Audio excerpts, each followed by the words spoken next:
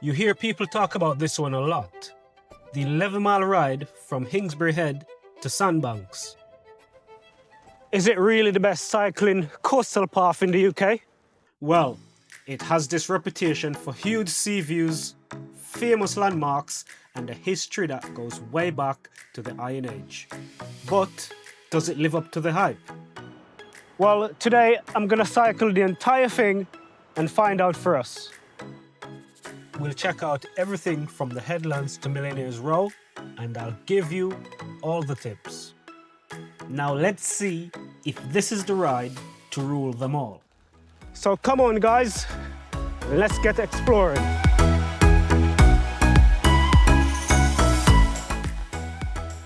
So the ride kicks off here at Hengistbury Head, and honestly, it doesn't feel like a busy coastline, as you can see with all the greenery behind. But let's stay tuned and see what's in store. This isn't just a really nice place to start. It's a protective headland, a site of special scientific interest. Private cars are not allowed here, but a couple hundred meters north of my location, there's an abundance of parking. Before you start riding off the Sandbanks, the first thing you need to do is explore the head itself. A quick climb up Warren Hill gives you some stunning views of the entire south coast. And from the top, you can see the entire view laid out in front of you. To the west, there's the huge carving shoreline of Bournemouth Bay stretching all the way to the finish line. And if you look east on a clear day, there are views of the Isle of Wight. And right below us, you get scenic views of Christchurch Harbour. As you follow the path, you'll stumble upon the double dykes, which are these massive Iron Age earthworks that once protected a busy port here around 100 BC. There's a great little visitor centre near the car park as well before you set off. That's worth exploring. It's full of cool displays on the area's wildlife and archaeology, and it really makes you feel that this is more than just a ride. Right now the Promenade is calling, so let's get moving. From the car park, you've got two ways to get to the actual Promenade. You can take the paved path through the quieter side of the woods, or just hop on the famous land train. That little train is a local legend that's been shuttling families down to Mudford Sandbanks for decades. As you ride along, the path is wide and smooth, which is perfect for a warm-up as we pop out the tree line at Mudford, which is a thin strip of sand that feels like a natural tightrope, with a calm harbour on one side and the open ocean on the other. This place is famous for one thing.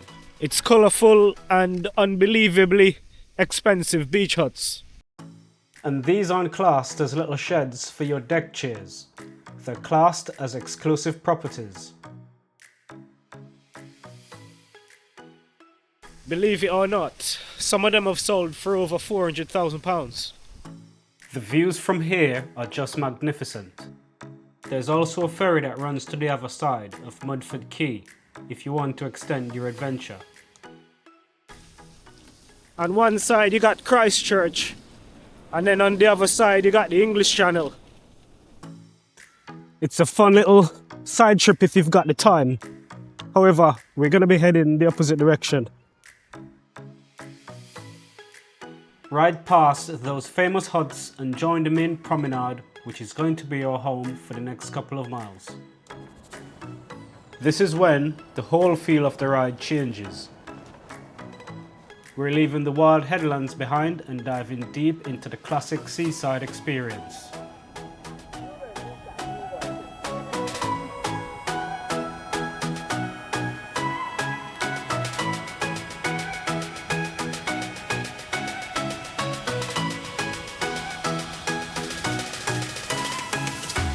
This is where the 11 miles mostly paved path begins.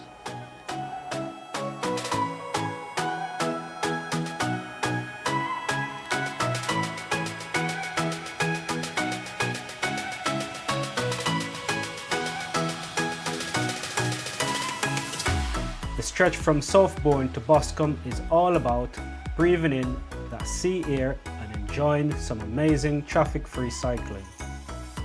A shared promenade that runs right next to the Golden Sand, which is a huge part of what makes the route so good because it's perfect for cyclists of any ability. To your left, you've got endless sea and sky. To your right, you've got the famous zigzag path winding their way down to the beach. Now here's one thing to be mindful of. Cycling is banned between July and August between 10 AM and 6 PM. So, if you're planning a summer ride, you'll want to go for an early morning spin or a beautiful evening pedal as the sun goes down. Outside of those months, you can ride all day. But it's always good to remember that pedestrians have priority. As we keep rolling, we get to the beautifully restored Boscombe Pier. It has a much more relaxed retro vibe than the main Bournemouth Pier. You can ride on the road section just behind all year round, so it's an easy landmark to get around.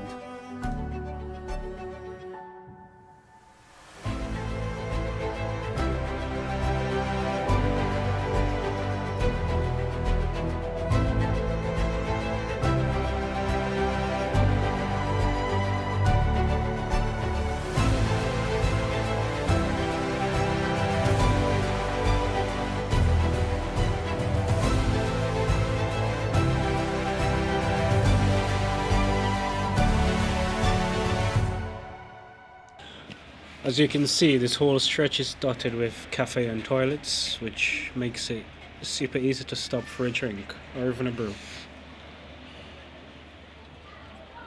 That kind of accessibility is a huge reason this ride is so chilled out and family friendly.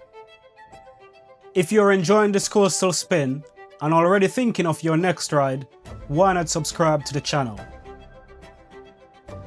I'm always checking out the best cycling routes the UK has to offer, and I'd love for you to come along.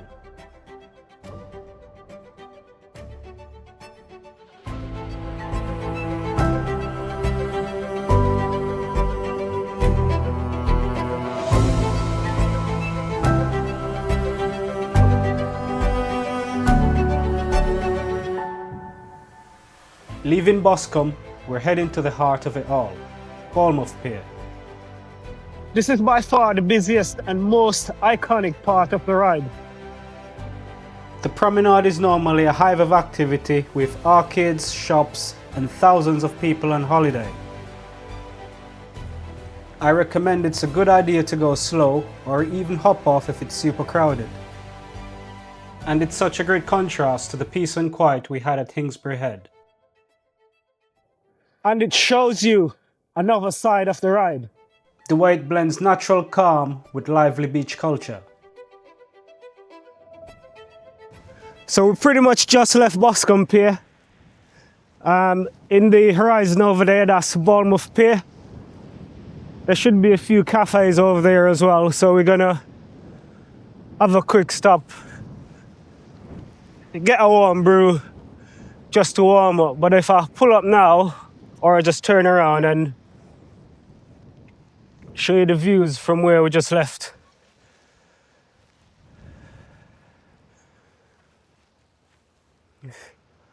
So that's Hengistbury Head all the way to the right hand side. I don't know how well you can see it in the camera. Boscombe Pier further down. So Hengistbury Head over there, I don't know if you can see where I'm pointing. Boscombe Pier. Follow it all the way up. All of this is part of the Chinese, but it's getting a bit cold, so let's head over to Bournemouth Pier, find somewhere to warm up and have a brew.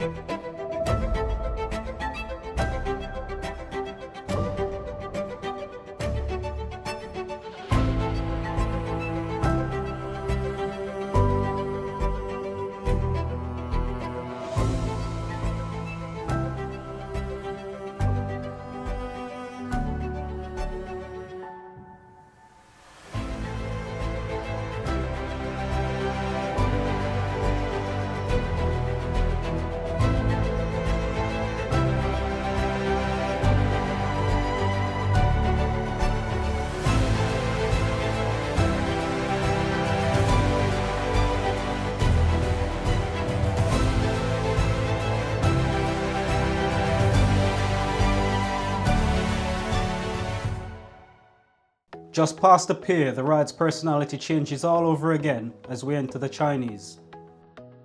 These are steep wooded valleys that carves through the cliffs down to the sea.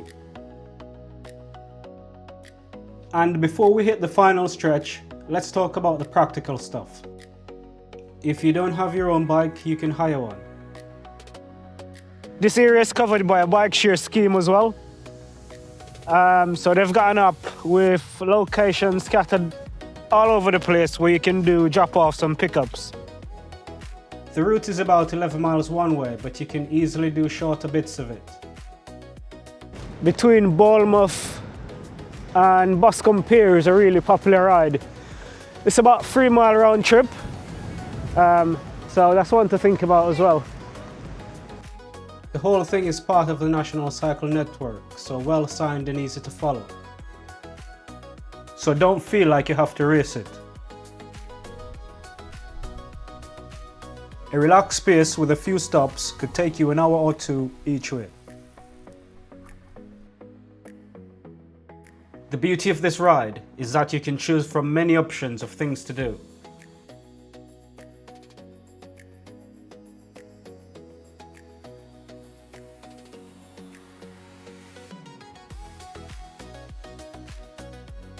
So, it could be a quick workout or a full day's family activity. And if you want to go further, well, that's where our final destination comes in. The ride from Bournemouth to Sandbanks is the grand finale. The wide and inviting promenade continues to lead us towards the peninsula at the mouth of Harbour.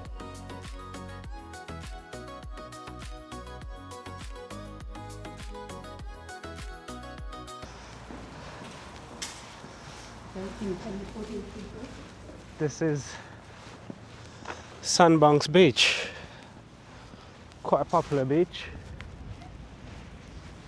I believe that's old Harry Rocks over that side in the distance, but we're not far from the end.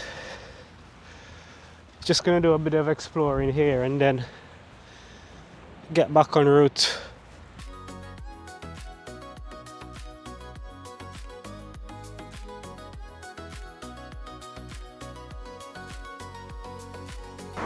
So here we are entering Sandbanks. It's very famous for having some of the most expensive houses in the UK. And the path eventually leads you to where your 11-mile trip officially comes to an end.